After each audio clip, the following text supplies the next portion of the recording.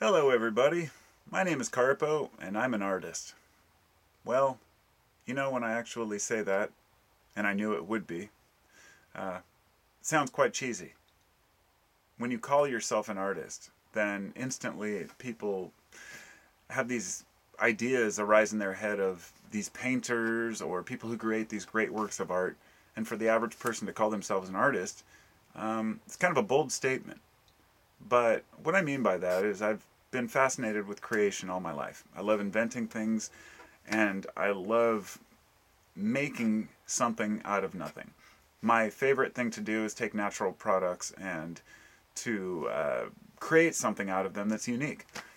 But also, recently I've been working with resin. So, about a year and a half ago, I started working with resin products, and I had all these ideas of things I wanted to do. And so, in this video, so I can give you kind of a preamble about what this is about the artist's plight to, as well as the difficulty in promoting art, as well as the kind of scoffing people do at making a living off of being an artist. But also, I'm going to show you my own products at the end, shamelessly promote my own stuff. For the last year and a half, I've been working on resin products, and I have basically stockpiled a whole variety of different things that I wanted to sell. But I had to get them all finalized before I could put them up. Because as an artist, I'm super particular. I'm always insecure about my own work. I'll get to that point. So I can go down my list of ideas and notes here. This is the general progression of my art. I get excited about something, I invest in it, I start creating something. Then after a while, I realize I have to market it. Then I have difficulty marketing. I realize it's going to be complicated to label and take pictures of every object. Then I start becoming critical of my work. Then I give up. So, then I feel it's not worthy or worth it, and it was just a waste of time, and maybe I'll come back to it one day. Then I start a new project, whether it be cabochons, doing stone, doing a variety of different art projects. And they all seem to be just something I do in my extra time rather than something I could actually make an income off of. And I think that's the mentality that's been pushed into my mind, that art is kind of second rate to work. But for those who love creating art, you want to turn it into work. And there's another aspect of that. As a carpenter for years, I realized and a musician, once you start making an income and you're forced to make your art, it can become a burden. But we'll leave that for a different discussion. Basically, if you like to create, you're willing to sacrifice a lot to make the things that you want to make. So you start a new project, and then you finally go back and revisit your old project. And then you finish it, and you realize, wow, I should have finished this in the first place. So the reason for me, particularly with the resin jewelry, because about a year ago I posted it all up on my website.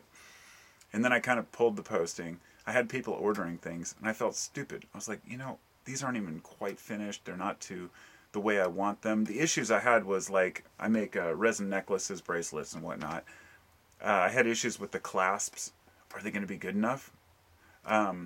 Heat flexing with resin, when they get warm, it can move around a little bit. So, cuff bracelets might warp a little bit over time. There's the grinding, polishing, making sure it's perfect. Then there's the self-doubt and the perfectionism. I wanted to make strong necklace, I wanted to make them out of like leather, but I wanted to make them strong but not too strong. I wanted to make sure that if somebody got their necklace caught, that they wouldn't be choked to death, but also it wouldn't be where it just, the minute you pull on it, it falls off. I just love different forms of art, and I realized that making jewelry means that sometimes you have to sacrifice. Like, for example, my wife bought me this, got it to me for Christmas. It just came yesterday. It was from Russia.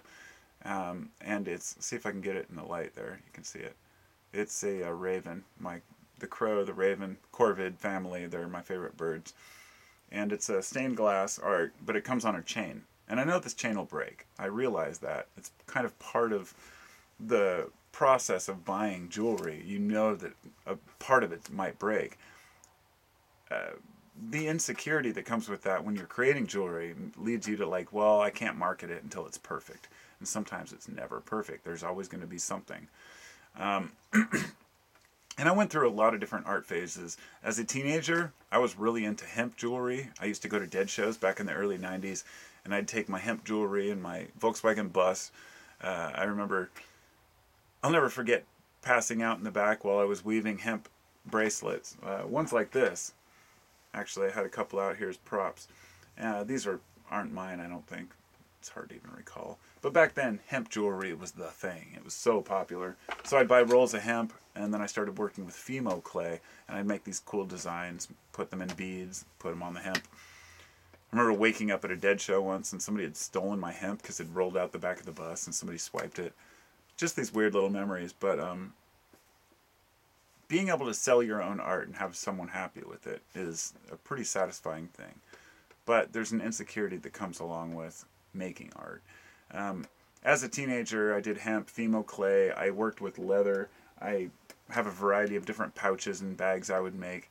My friends were glass blowers. I'll show you some of the beads that I blew, but I wasn't really that much into it because I didn't have the equipment. But I like working with natural products, wood, stone, and the last thing I need to tackle, is metal, working with metals. So hopefully one day I'll be able to, get better at welding, and my dream is to make, I do cabochons and grind stone down, and I would like to make them into really nice silver settings, and right now, wire wrapping, things like that. So anyhow, art is very subjective. I just wanted to get that across.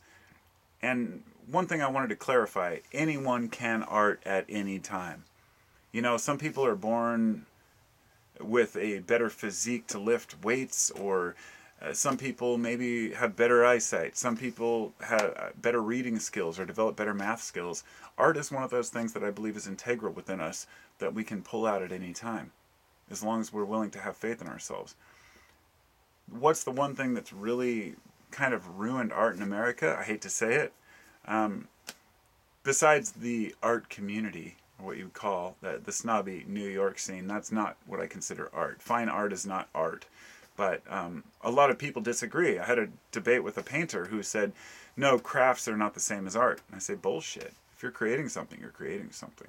But to each his own. If you think that the $1 million paintings are what really art is, then you missed the point.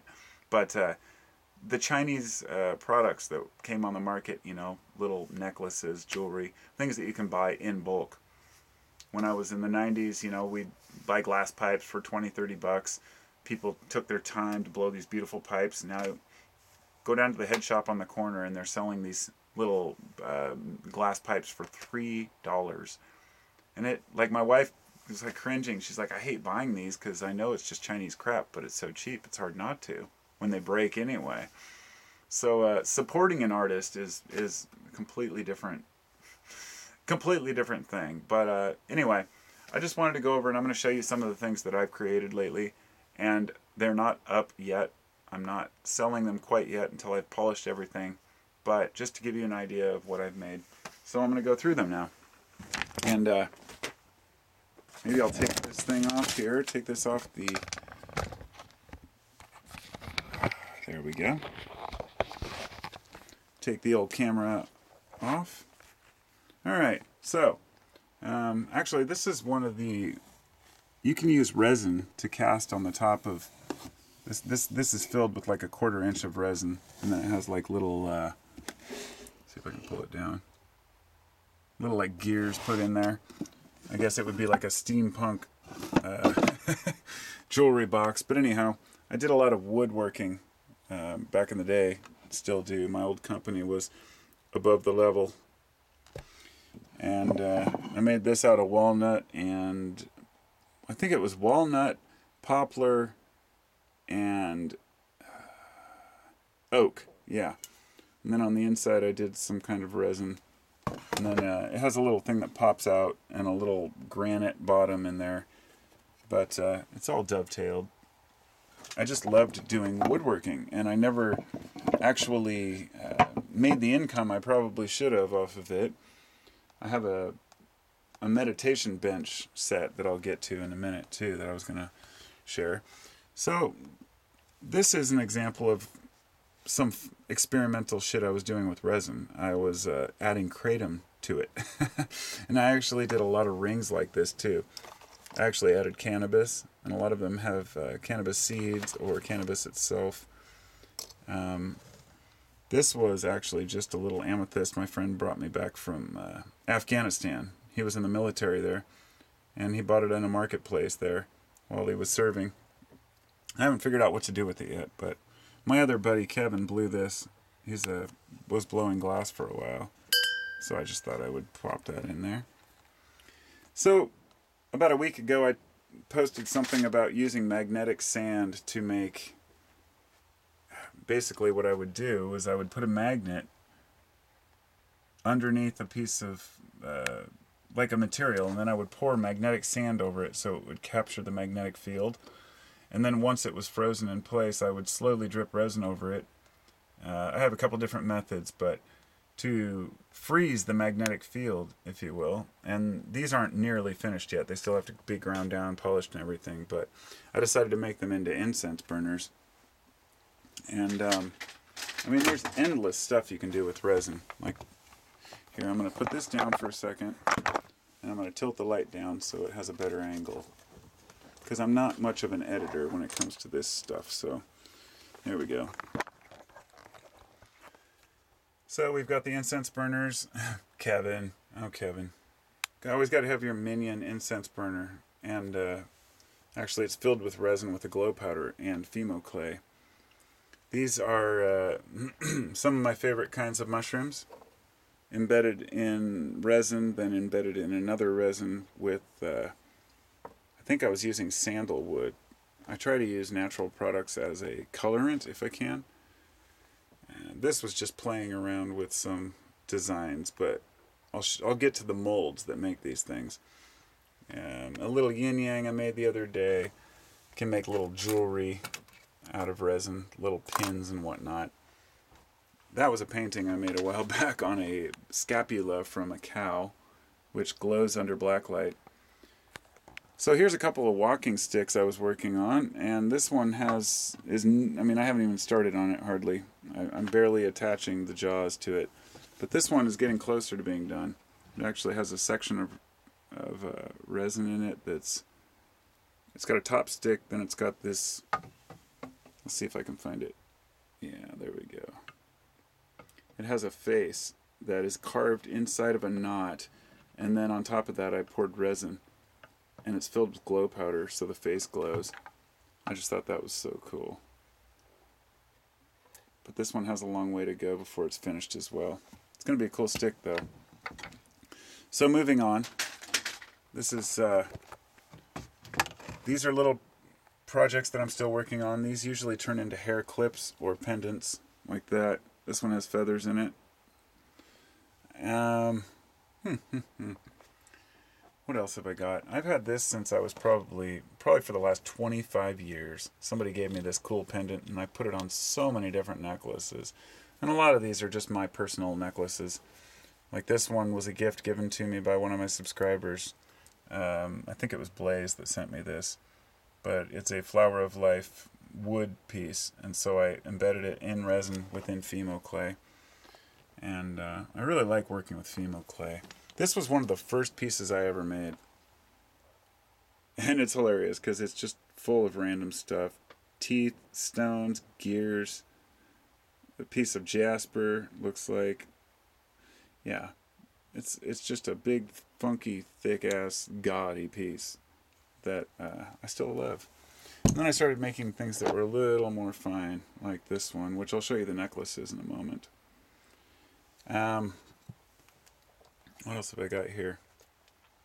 My Fimo beads that I don't do too often. The glass beads that I made a while back. And it's just a difference of, once it's polished, how much nicer it looks. Once you've polished it. The one on the right is still really in its rough stage.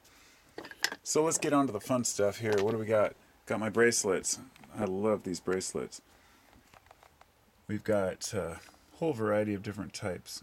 Most of the ones that are green, this type of green glow in the dark. So they're actually blacklight reactive as well. This one has old man's beard in it. A lot of them have old man's beard. It's a type of lichen. This is a different type of lichen in here. Here's one I just made the other day, which actually has some chunks of stone inside of a piece that is embedded inside of another piece, which has lichen down the side. That's one of my favorite ones. And here's another one I recently made when I was messing around with the white coloring. Kind of drips down and make these cool spots, and it almost looks like a little forest of color. This one is a kratom bracelet. This one is cannabis along with turmeric. Yes, I add turmeric to give the red color. And then some more kind of clearish yellow ones with just petals in them. But you can see there's a lot of different types. This one has a mushroom in it. Cannabis, lichen, flowers. I have about 50 different bracelets that I've saved over the last year that eventually I'm going to hopefully have up on my site. This one has the little helicopters in it, the ones that fall out of maple trees. It has 4 of those little helicopters that are painted and then white coloring added, which I'll get to the molds and stuff. These are my hair clips. Got a whole variety of different stuff. These are pine cone pieces. Pieces of mahogany inside of glow resin. This is one of my favorites. It's got 2 hematite trees with an amber sun and a land of various beads and stones. This one's also more of those, what you would call the helicopters from the maple trees, along with a piece of fungus for the body, and then a really strange piece of moss that I found out in the middle of nowhere. And they all have these types of clasps that are basically well built into them. And so as for this is my favorite piece actually. One of my subscribers, sent me this piece of opal. And thank you. I can't remember who it was, but I put it on a piece of carved cabochon made of dinosaur bone, fossilized dinosaur bone.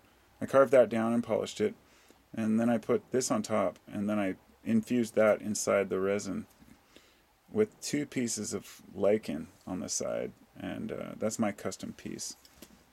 And besides these cuff bracelets, I found that I can add smaller amounts and make really much thinner cuff bracelets. And there are endless possibilities. So this is what I've been working on lately. These are the new designs, and I'll show you how I did this. This right here, this is a cake mold that I bought as an experimental mold, and I have spent so much on molds and resin trying to figure out which ones work best. There are endless possibilities, but I fill these up, I wait for a certain period of time, then I pull them out, and I roll them up and I put them in here, and once it cures, it makes these cool little bracelets. And I still have to figure out how to stabilize them, because the disadvantage is when resin gets warm, it can flex. So what I'm thinking about doing is putting maybe some sort of a connector on there, but I'm not sure yet. But there's so much you can do with resin. This was an experiment that I failed on, but I'm going to do better next time, which was a Grateful Dead 13-point lightning bolt. It was an experiment, as well as the little Bertha coin here, which is textured. You can kind of see it. It's got the skull and roses on it.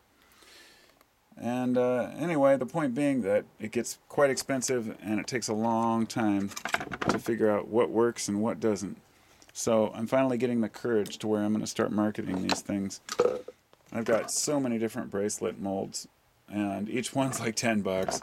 I've got flower molds, more bracelet molds, ring molds. I mean, all of this stuff adds up, so you've got to be serious about wanting to do it. But you can also use like an egg crate as a mold for doing like, you could use a 24 for like chess pieces or something like that. And then I've got a whole bin here of just junk, not junk, but things that I don't have a particular, anything I'm going to make with it. This is what I've been using lately. the Moss tabletop resin, and they actually make a type that's designed for resin jewelry, but I prefer this. And for a last note, we'll go over my necklaces here. So this is a piece of, well, it's a piece of petrified wood in Fimo clay. Then over here we've got one of the glow resin pieces, and these little wood pieces I cut off of a fire-burned tree in the woods. A lot of these I get when I'm camping. So most of the materials I get camping. This is a piece of shelf fungus. All the ones like this were actually shelf fungus hanging off of trees. So we've got these ones over here. Most of these are all fungus, and that's a huge gaudy piece I made. Another monster piece of fungus. This is kind of the standard ones I make. My wife loves these ones. They're curved. I don't think a lot of people will like those. But everybody has a unique taste in jewelry, you know. So petrified wood. These are some more pieces of fungus. Here's a piece of fungus with a, it's a, well, jasper cabochon that I actually cut down, polished myself, and then mounted it so it goes completely through a hole, so it's visible in the front and the back. Then I've got some just random ones, like this one's made with kratom. This one's made with some really high quality burl with some amazing designs in it. So pretty much it's endless, the possibilities. I mean, the types of things that you can make are, I mean, endless. I don't know what else to say about it. So this video has turned into a pretty long one already, and it'll probably get cut off. So thanks for watching. I just wanted to share what I have. Hopefully one day I'll be able to put all these things up and have them available and do what I love to do and sell my art. But it's a process, and it takes a little bit of motivation, dedication, and get rid of that self-criticism. Just do it. Peace out. I'm also going to do some future videos on how to make the resin and some of the tricks and tips I've learned. So keep an eye out for that. I'll talk to you all later. Be well.